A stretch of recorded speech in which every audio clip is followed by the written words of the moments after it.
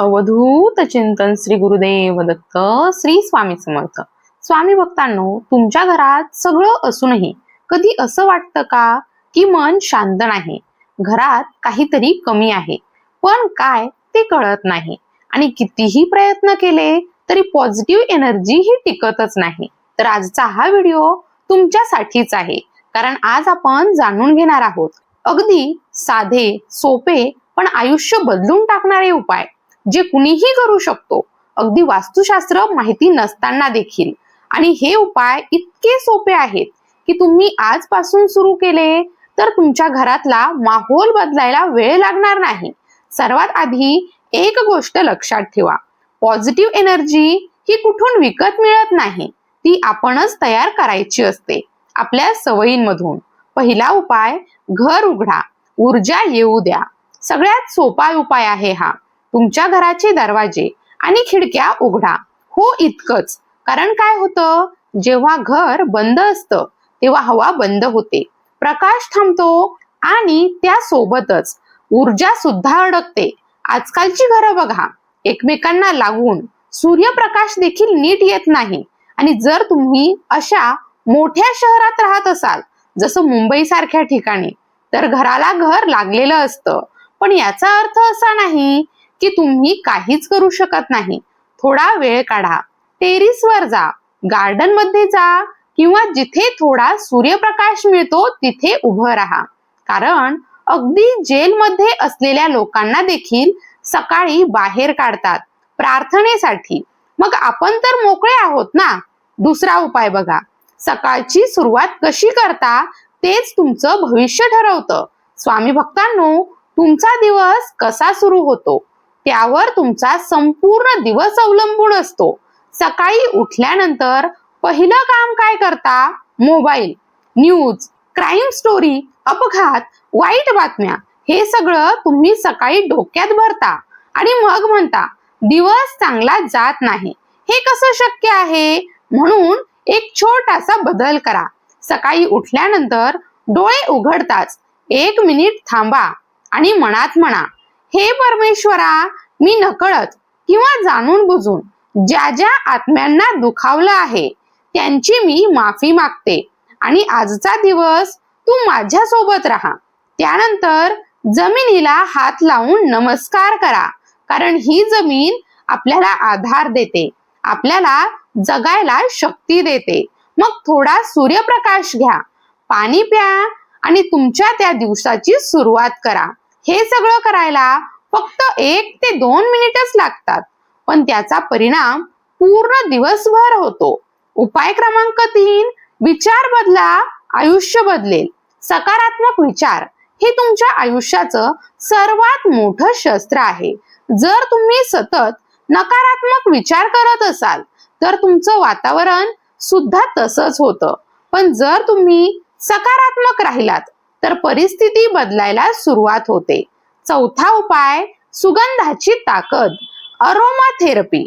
आता एक खूप महत्वाची गोष्ट, तुमच्या घरात जर कुबट वास येत असेल, घाण वास येत असेल, तर कितीही पूजा करा, काहीच फरक पडत नाही.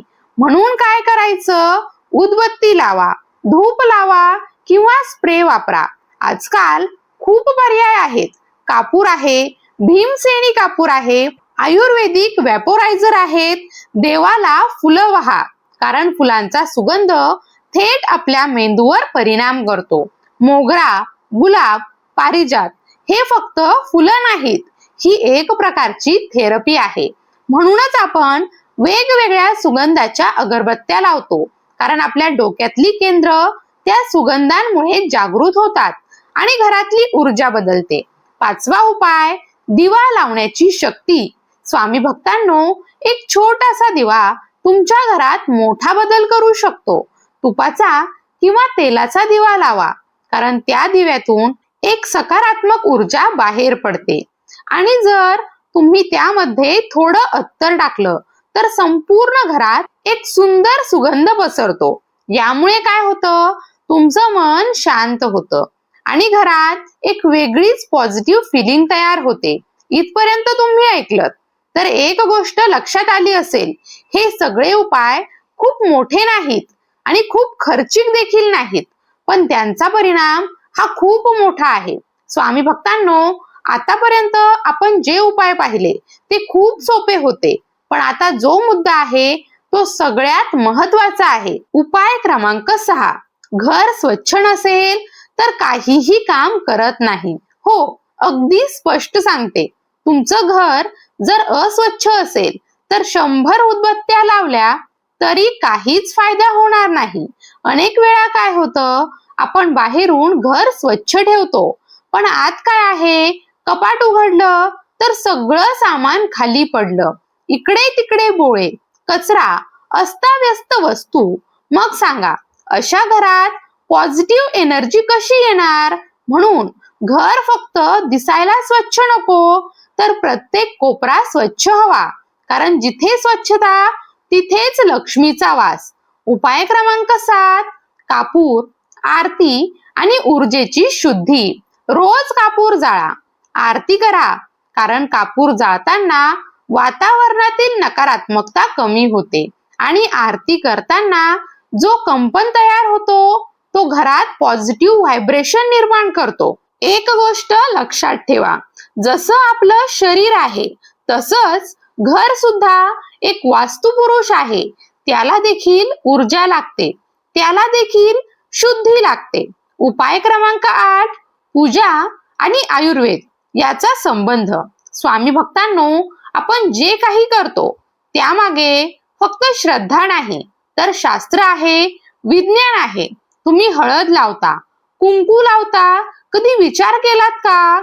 हळद ही अँटीसेप्टिक आहे, शरीरासाठी खूप फायदेशीर आहे. तुळस, बेल, फुलं या सगळ्यांचा आयुर्वेदाशी थेट संबंध आहे. लहान मुलांना माशी चावली तर ते लगेच तुळशीची माती लावतात. म्हणजेच आपल्या परंपरेतली प्रत्येक गोष्ट काही ना काही कारणानेच आहे. धोत्रा, तुळस, बेल प्रत्येकाचं स्वतःचं असं एक महत्व आहे. काही औषधी, काही उष्णता कमी करणारे. आपण काय करतो, फक्त देवाला व्हायचं म्हणून करतो, पण त्यामागचं विज्ञान समजून घेतच नाहीत. आजकालची सवय बघा, सकाळी उठलो आणि पहिलं काम मोबाईल. त्यात काय असतं, खून, अपघात, वाईट बातम्या, आणि मग तुम्ही म्हणता आजचा दिवस खराब गेला. स्वामी भक्तांनो, तुम्ही सकाळी जी ऊर्जा घेतात तीच ऊर्जा दिवसभर तुमच्या सोबत राहते. म्हणून सकाळी 1 मिनिट, फक्त 1 मिनिट देवाला द्या. आता एक खूप मोठा प्रश्न, घर स्वच्छ आहे, पूजा करतो तरी पैसा टिकत नाही. याचं उत्तर खूप स्पष्ट आहे. Your nature is equal to your future. तुमचा स्वभाव तुमचं भविष्य ठरवतो. विचार करा, तुम्ही उठता किती वाजता, कामाला किती वेळ देता, ग्राहकांशी कसं बोलता. एक माणूस आहे, तो सकाळी 4ला उठतो, रात्री 12ला दुकान बंद करतो, ग्राहकांना देव मानतो, आणि दुसरा माणूस दुपारी दुकान बंद, संध्याकाळी उघडतो आणि ग्राहकाला उलट उत्तर देतो. मग सांगा, यश कुणाला मिळणार? म्हणून कर्म बदला, स्वभाव बदला, आयुष्य बदलायला नक्कीच सुरुवात होईल. आत्मपरीक्षण, स्वतःकडे बघा. जर तुम्हाला वाटतं माझं काहीच जमत नाही, तर दुसऱ्यांना दोष देऊ नका.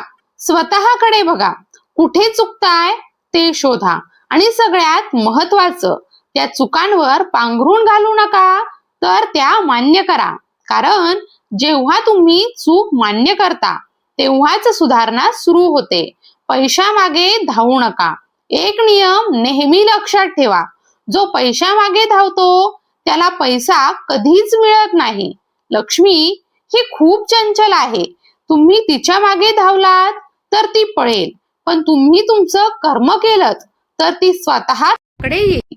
म्हणून श्रीकृष्ण म्हणतात, कर्म करत राहा, पण ते कर्म प्रामाणिक असलं पाहिजे. फसवणूक, खोटेपणा याने कधीच यश मिळत नाही. स्वामी भक्तांनो, घर बदलण्यापेक्षा स्वतःला बदला, वास्तू बदलण्यापेक्षा विचार बदला, कारण दृष्टी बदलली की सृष्टी बदलते. पॉझिटिव्ह एनर्जी कुठे बाहेर नाही, ती तुमच्या मध्येच आहे. फक्त तिला जागं करायचं आहे.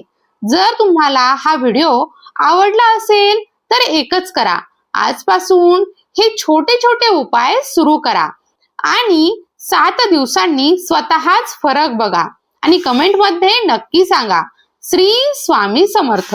कारण तुमची एक कमेंट दुसऱ्या भक्ताला प्रेरणा देऊ शकते. भिवू नकोस, स्वामी सदैव पाठीशी आहेत.